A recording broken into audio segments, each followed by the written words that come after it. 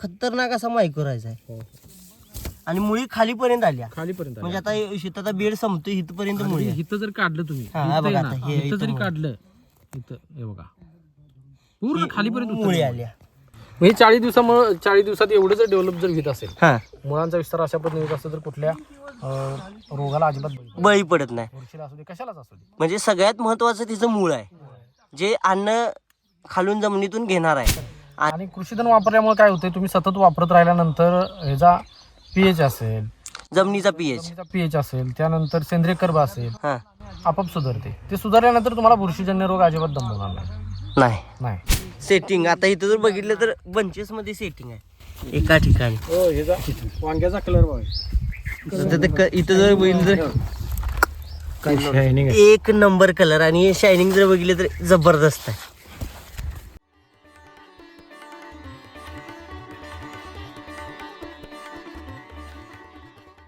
साहेब नमस्कार. नमस्कार. तुमचं नाव आणि पत्ता सांगा ना सर. संजय शामराव शेवाळे, शेंडूर तालुका कागल, जिल्हा कोल्हापूर.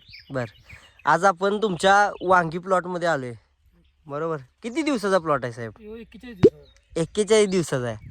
आता 41 दिवसाचा बघितला तर आता फुलकळी आल्या बरोबर. वांग सुरुवात झाले कुठं कुठं तरी मिडी पण पडल्या. इथं आता बघितलं तर मिडी पडल्या. एक तोडा तोडला आपण काल 20 किलोचा तोडला. काल एक तोडा, पहिला तोडा 40 दिवसात तोडलाय बरोबर. 45 दिवस कळी काढायला गेलते आणि आता जर बघितलं तर 40 दिवसात तुम्ही पहिला तोडा केलाय. काल 20 किलो तोडलाय. व्हरायटी कुठली आहे हो सर?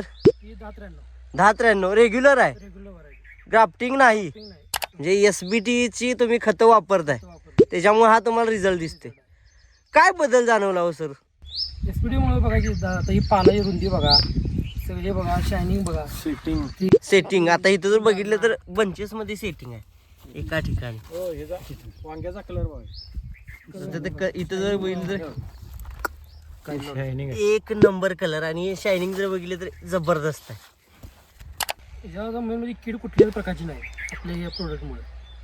कीड अजिबात नाही आणि भेसळ वेळच्या पडल्यामुळे प्रोडक्ट असाही आहे.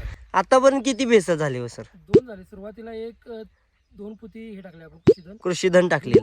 हा, 10 त्यानंतर आता दुसरा 30व्या दिवशी बरोबर 3 पुती टाकलेल्या आहेत. परत 3 पुती टाकली. किती क्षेत्र आहे सर? हे 10 गुंठा. 10 गुंठ्याला जवळजवळ तुम्ही एका महिन्यात 2 भेसळ डोस टाकलेच.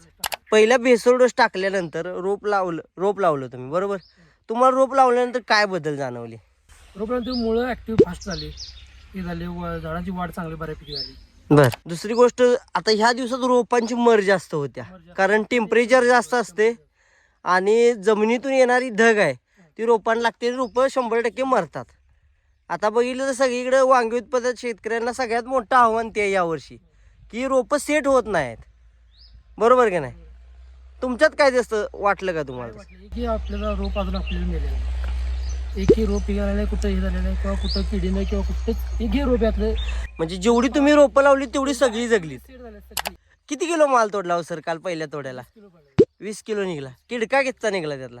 किडका कमी प्रमाणात निघाला, एकदम कमी. पण कमी प्रमाणात. म्हणजे काय मोजला नाही किती झाला ते, पण प्रमाण कमी आहे. आता सर झाडाचा घेरा बघितलं तर तुमच्या कवळ्यात मावतोय का? एवढा मोठा घेरा आहे आणि एकच झाड नाही सर. प्रत्येक झाड बघितलं तर सेम कंडिशन आहे. कुठलंही झाड घ्या एक समान कंडिशन, वाढ चांगले आहे, फुटवे चांगले आहेत, चांगलं सेटिंग आहे आणि दुसरी गोष्ट कॅनोपी एक नंबर आहे बरोबर. त्या टेम्परेचरला ही कॅनोपी गरजेचं आहे आणि होत पण नाही. आणि आता जर खर्चाची बाजू बघितली तर काय म्हणजे रासायनिकवर जास्त होतं का SBT?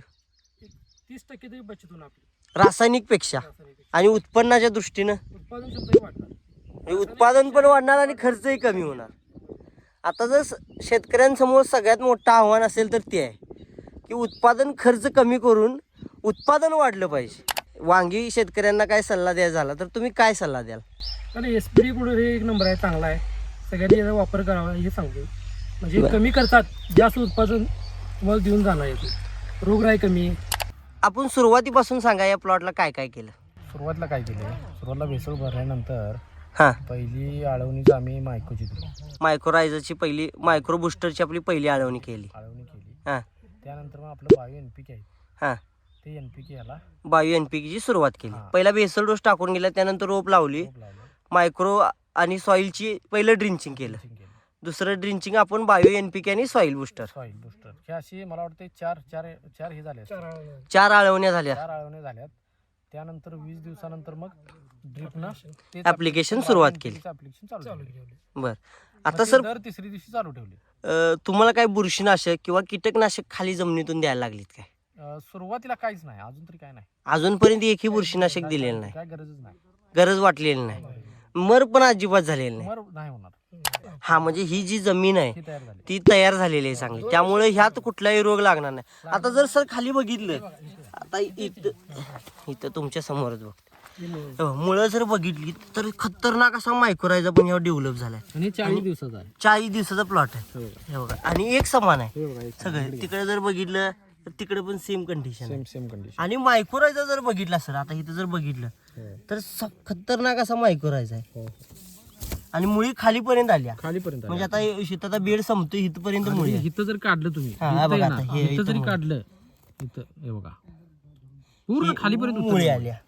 हे 40 दिवसामुळे 40 दिवसात एवढं जर डेव्हलप जर होत असेल, हा, मुळांचा विस्तार अशा पद्धतीने होत असेल तर कुठल्या रोगाला अजिबात बळी बळी पडत नाही. बुरशीला असू दे, कशालाच असू दे. म्हणजे सगळ्यात महत्वाचं तिचं मूळ आहे, जे अन्न खालून जमिनीतून घेणार आहे आणि वर पानांपर्यंत पोहोचवायचं काम आहे, ते सगळ्यात जास्त मुळीच आहे. म्हणजे मुळी हा त्याचा पाया आहे थोडक्यात. आणि पाया जर भक्कम असेल तर इमारत ही घसरतच नाही. आणि कृषीधन वापरल्यामुळे काय होतंय, तुम्ही सतत वापरत राहिल्यानंतर ह्याचा pH असेल, जमिनीचा pH. जमिनीचा pH असेल, त्यानंतर सेंद्रिय कर्ब असेल, हा आपोआप सुधारते. ते सुधारल्यानंतर तुम्हाला बुरशीजन्य रोग अजिबात दमवणार नाही. नाही. आणि आता सर एक गोष्ट बघितली तर फुटवे बघितली, तर आता ह्या झाडाला बघितली तर किती फुटवे आहेत बघा सर, एकदा मोजून दाखवा फक्त सर फुटवे किती फुटवे आहेत बघा.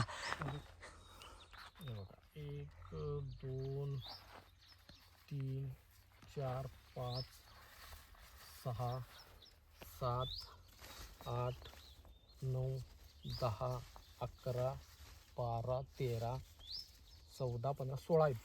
एका झाडाला आता 40व्या दिवशी 16 फुटवे आहेत. आणि प्रत्येक फुटव्याला परत फुटवे झाल्यात.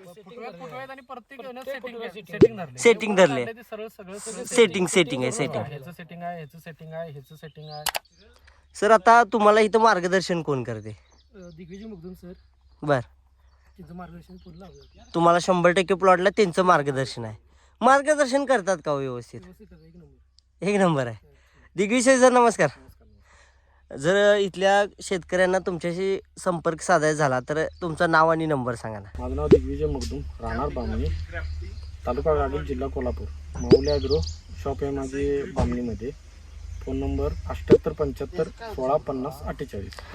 बर, धन्यवाद सर.